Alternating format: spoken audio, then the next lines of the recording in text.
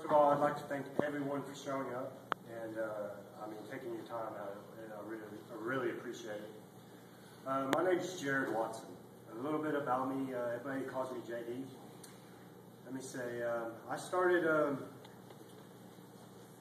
off life as really bad. You could say I became addicted to drugs, and that ended me in a prison sentence where I did 4.5 years.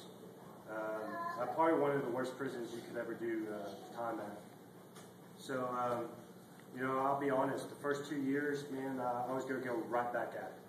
I was going networking, getting to know people, just so I could get right back out and do the same thing. And I met a guy named Robert Davis, who changed my life forever. I've known of God, but I've never actually gave him a chance. Because I'm one of those people, you go all the way this way, or you go all the way this way. You just don't go halfway. And, he introduced me back to God, and I got on my knees, and I've never looked back. I've never been more happier in my life. And so I had a choice. I could go back home and go back to Dallas, where I was like, no, that's just not going to happen. So I chose a halfway house. It was a Christian base called Where Jesus Died. So I was like, that sounds like a place for me. So that's why I met Chris Bernard. And, really he came with Warren, and they talked about, all they did was they said something about God and a Bible study, and I was in there. He didn't have to say anything about resumes, business, or anything. It was anything that could get me closer, a relationship with God. I wanted to build concrete under my feet before I started walking. So I was in there. And, man, I got a lot more than just God out of this. I met some wonderful guys who I truly take to heart. The champions, I got a lot of endurance out of this. I work 10-hour days, and then, I'm up 19 hours part of the day, getting 5 hours of sleep a week, a day really, so, about 20 hours a week. So, really, the endurance out of this.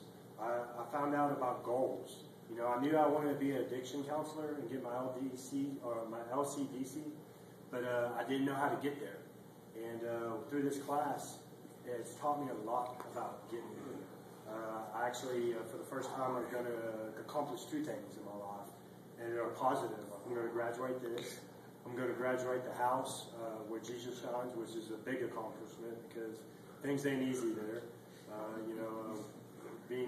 Being kind of restricted at doing things and living life, things are never easy, but I needed that structure so I can live a life and grow stronger with God. And it's given me these things. So I wanted to say special thanks to Chris, Warren, Dan. Thank you, Dan. Your enthusiasm helps a lot. Todd, thank you. The women that cook, thank you for taking the time to feed us. We are hungry men. But we're hungry for a lot more than just food. I give it to these guys because they were hungry for spirit. And it's never, like Scott was saying, some of these guys ain't Christians. But it's good to be around them because it gives me hope because, you know what? They still believe in something. And that means more than anything to me because coming from where we came from, to see these mentors and champions show up, it gave me justification that, hey, you know what? If these guys can do it, man, we can do it. Because they're no different than us. So, guys, don't settle.